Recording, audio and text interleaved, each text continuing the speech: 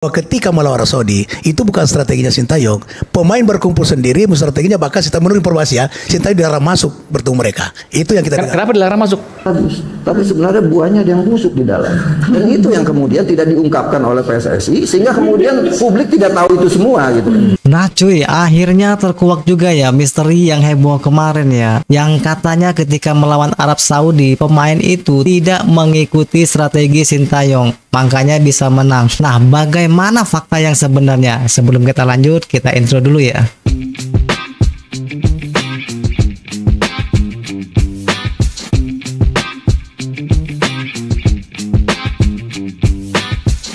Kalau saya mau ganti pelatih, maka saya berhentiin dulu pelatihnya. Ya. Lalu saya tanya sama badan tim nasional, lalu saya tanya sama direktur tim nasional, saya tanya asosiasi pelatih, kita butuhnya bagus yang seperti apa? Ini kan enggak. Tunggal dia. 25 Desember dia sudah ketemu calon pelatihnya. Pelatih yang lama tuh masih menangani tim nasional. Itu bukan best practice. Desember dia udah ketemu. Udah ketemu. Natal itu kan ketemu sama Kluivert di Belanda kan.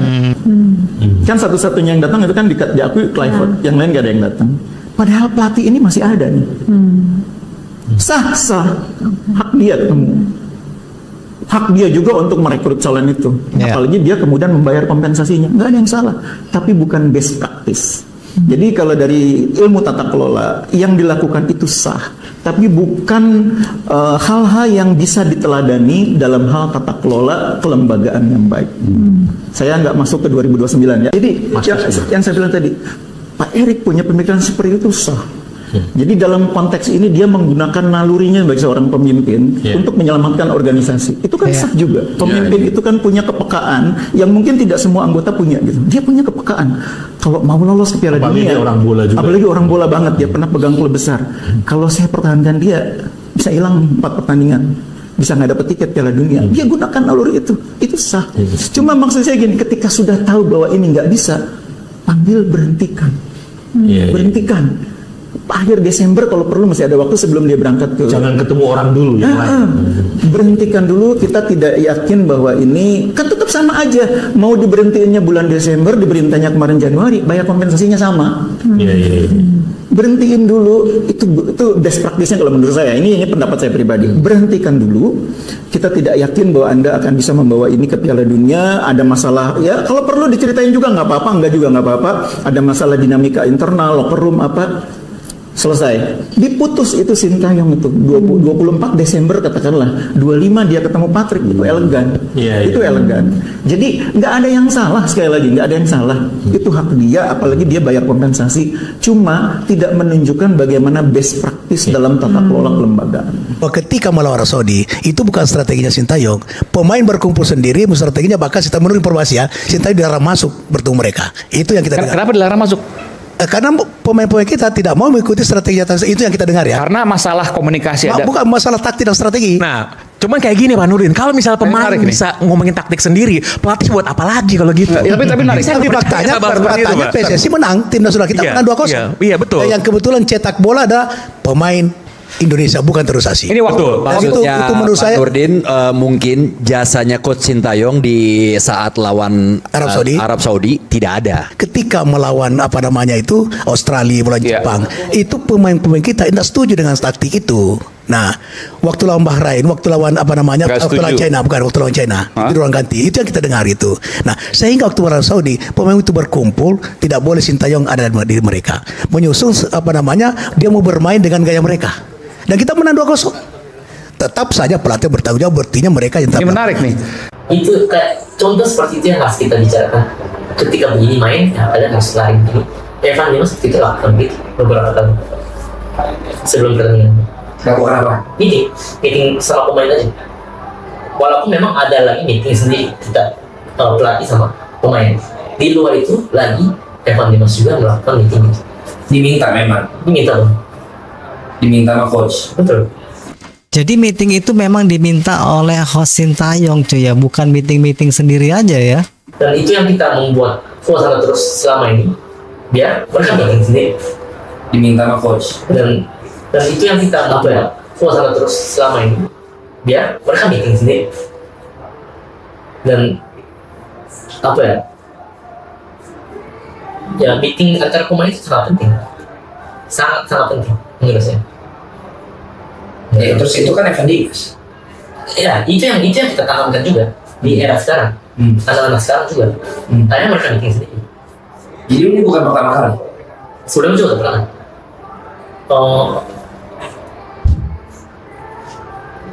Selama di Piala Asia pun pernah. Beberapa kali pernah lakukan. Dan kalau saya berharap ya, waktu itu kita berharap ya, mereka sering meeting bareng antara pemain aja, tanpa pelatih. Kalau sama pelatihnya kita ya pasti meeting pasti serius. Bukan ada yang bimbing, weh, nggak usah dengerin instruksinya, terus kita mainin minyak. Masa mungkin bisa begitu, masa omong begitu. Ya benar juga cuy ya, masa sih strategi yang diberikan Sintayong berubah begitu aja saat bermain di lapangan? Nggak mungkin lah ya kan. Jadi apa gunanya pelatih nih? Pas latihan dilatih sama Coach Niko, masa beda tiba-tiba. Itu mana bisa diterapkan di lapangan tiba-tiba. Walaupun misalnya ya kapten, ada satu pembimbing yang bicara, permainan kita begini, nggak usah dengerin Sintayong. Terus main tenang, apa masalah kali kan? Masalah kali kan? Padahal latihan kita selama ini terus dengan bicara sekali, 2 kali, ya setengah jam, masa langsung bisa jadi dan menang lawan Saudi? Nggak mungkin ya. Jadi yang katanya memang ada pertemuan itu sebelum lawan Saudi itu, ya memang pelatih official juga tahu lah ada pertemuan itu. Tahu lah. Bukan karena. Dan kita pun tahu isi meetingnya seperti apa. Jadi isi-isinya pun di saat meeting itu Coach Sintayong dan asistennya juga tahu sebenarnya coy. Tahu juga. Tahu dong. Bukan karena mau sendiri terus habis itu akhirnya kaptennya diganti gitu kan katanya. Ini. Nggak usah jawabnya. Kapten di timnas itu adalah Asnawi, bukan Jay atau Jordi. Kapten utama itu Asnawi, dan wakil kaptennya itu Jay sama Jordi, bertiga. Jadi selalu kalau mau meeting personal sama coach selalu bertiga yang datang ke kita. Penting. Masalah ini, masalah itu. Dalam internal, karena coach selalu bilang, saya adalah raja di dalam lapangan, di luar saya akan melayani sebaik mungkin kalian. Dengan bertengkar apapun ya sama PSSI akan mendapatkan fasilitas yang terbaik tuh. Tapi kalian harus turut di dalam lapangan, itu aja. Itu yang selalu dilakukan. Jadi di dalam pertandingan saya lah pemimpinnya, tapi kalau di luar saya yang akan melayani dan berjuang untuk kepentingan kalian. Betul. Akhirnya bermain bertiga itu sering datang meeting semasa pelatih begini. Meeting sama coach. Terus habis itu mereka meeting sendiri. Ya meeting sendiri juga. Bukan karena itu ya, tapi karena hal-hal lain yang mungkin mereka merasa kurang fasilitasnya atau apapun. Nah, itu kan bukan pemain yang harus bicara ke PSSI. Ya PSSI bisa nggak tahu kan.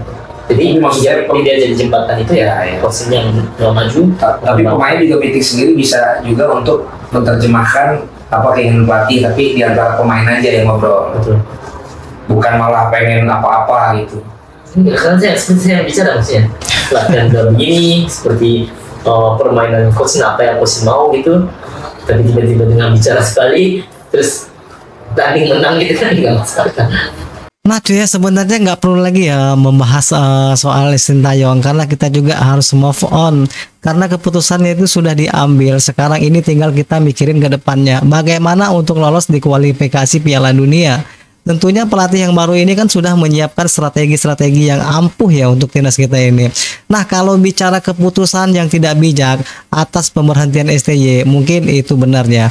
Tapi kan sekarang kita nih di tangan Kluivert, kita tinggal move on aja cuy dari kejadian yang kemarin ya. Nah sedangkan Patrick Kluivert ini cuy ya, dia itu merasa ditantang melatih timnas kita ini untuk Piala Dunia loh. Tapi kita tetap memberikan apresiasi kepada Sintayong. Nah karena karena secara etikanya ya cuy ya, kita ini kan bangsa yang bermoral kan. Apapun yang sudah dilakukan Sintayong dalam 5 tahun ini, banyak sekali perubahan yang sangat positif dan baik cuy ya. Walaupun tujuannya itu terhalang ingin membawa timnas kita ke Piala Dunia ya, kita sebagai pendukung sejati timnas Garuda Indonesia tetap mendukung penuh apapun keputusan dari Pak Erick Thohir. Intinya beliau sudah berusaha keras bagaimana caranya timnas kita ini main di Piala Dunia cuy ya. Nah cuy ya, apapun keputusan dari Pak Erick Thohir, kita tetap dukung penuh timnas Garuda kita ini lolos kualifikasi Piala Dunia agar kita bisa mendengar lagu Tanah Airku ya, didengarkan oleh seluruh dunia. Oke, jumpa lagi di video berikutnya. Assalamualaikum warahmatullahi wabarakatuh.